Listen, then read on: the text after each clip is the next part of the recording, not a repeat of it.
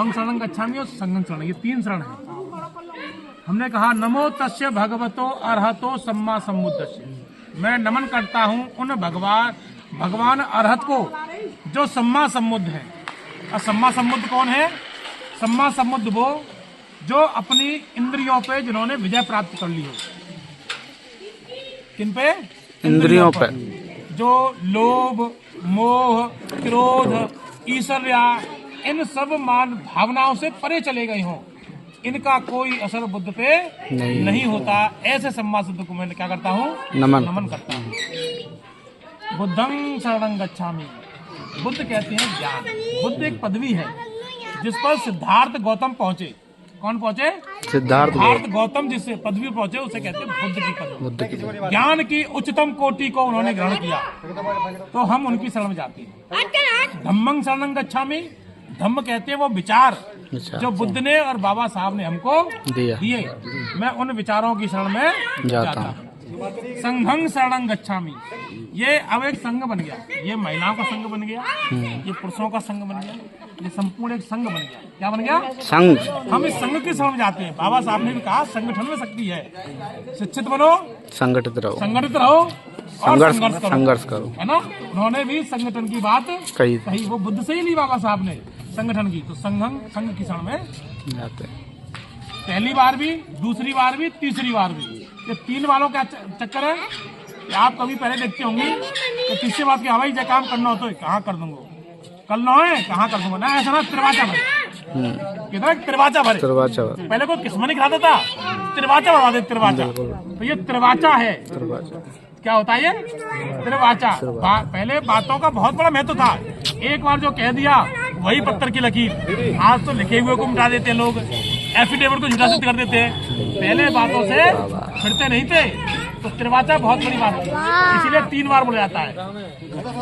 पाणातिपाता वेरमणि शिक्षा पदम समादयामि, यानी कि मैं जीव हिंसा से व्रत रहने की शिक्षा ग्रहण करता हूँ। मन, वचन और कर्म से जीव हिंसा से व्रत रहने की शिक्षा ग्रहण करता हूँ।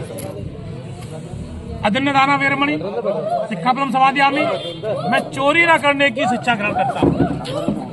कामेषु मिच्छाचारा वेरमणि शिक्षापदम समादयामि, यानी कि मैं व्यभिचार न करने की शिक्षा ग्रहण करता हूँ।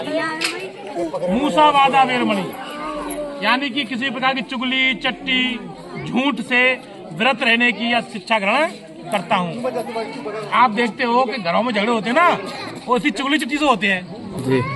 अक्सर सास अपनी बहुवत कहते हैं जब तुझे कार्य मूड की आई क्या है, मेरा छोरा 12 बाट है। बिल्कुल सही बात कहती। क्यों कहती है? कि चुगली, महिला के अंदर चुगली का एक गुण होता है। अगर महिला उस गुण को निकाल दे तो महिला महान, वैसे ही महान है, महान तो वैसे भी होती है, लेकिन चुगली वाला गुण अपने अंदर निकाल दे बेटा, तो वो जो है उनका परिवार में हमेशा सुखी रहेगा, कभी दुख नहीं होगा। सुरा मेर मध्य पवाद ठाणा वीरमणि शिक्षापदम समादयामि, 5वें सील का जो पालन नहीं करते हैं उनका अर्थ दंड खत्म हो जाता है, आर्थिक दंड पर लग जाता है। यानी कि किसी प्रकार की कच्ची पक्की शराब, जुआ, सट्टा आदि से व्रत रहने की शिक्षा ग्रहण करता हूँ या करती हूँ। तो जो लोग ये शराब पीते हैं उनके घर का हमेशा नाश होता है। शराब, जुआ, सट्टा जो भी इसमें लिप्त रहते हैं उनके घर में आर्थिक हानि हमेशा होती रहती है। वो घर आर्थिक फल फूलता है जो इन व्यसनों से दूर रहता है। बुद्ध ने कहा मनोपुगम्मा धम्मा मनोसेठा मनोमया मनसा चाप दुष्टेन भासती वा करोति वा ततो नंग दुख मनवेति चक्कंग वा बहतो पदंग। बुद्ध कहते हैं मन सभी प्रवृत्तियों का अगवा है, मन ही उसका प्रधान है। अच्छे और बुरे कर्म हमारे मन से ही उत्पन्न होते हैं। जो लोग बुरे मन से बुरे वचन बोलते हैं उनका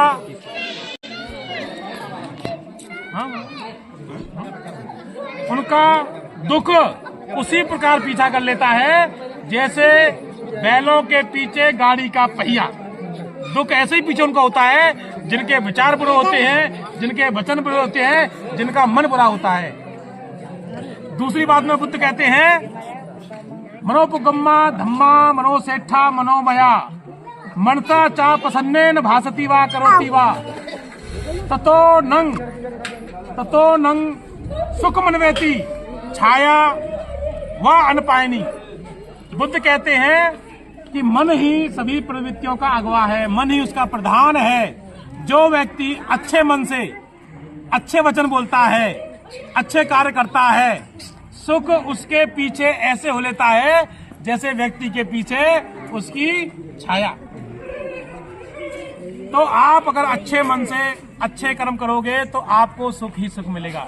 बुद्ध कहते हैं, मैं नहीं कहता। बुद्ध कहते हैं अकोच्छी मंग अवधि मंग अजनी मंग अहासी में ये चा तंग नूपन है उपनहंती बेरंग तैसंग सम्मति।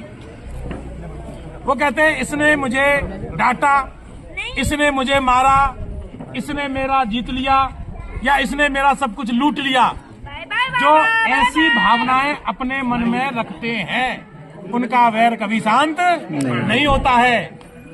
आगे बुद्ध कहते हैं अकोच्छी मंग अवधि मंग अजनी मंग अहासी में ये चा तंग नूपन हंती तेसंग वैरंग पसम्मति।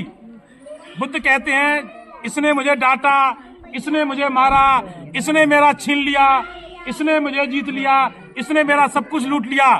जो ऐसी बातें अपने मन में नहीं रखते, ऐसी बातें अपने मन में नहीं रखते, वो हमेशा खुश रहते हैं, उनका वैर शांत हो जाता है। तब बुद्ध ने कहा ना ही वैरैनी वैरानी समंतीद कुदाचरंग आ वैरैनी च समंतीद ऐस धम्मो सनंतरो।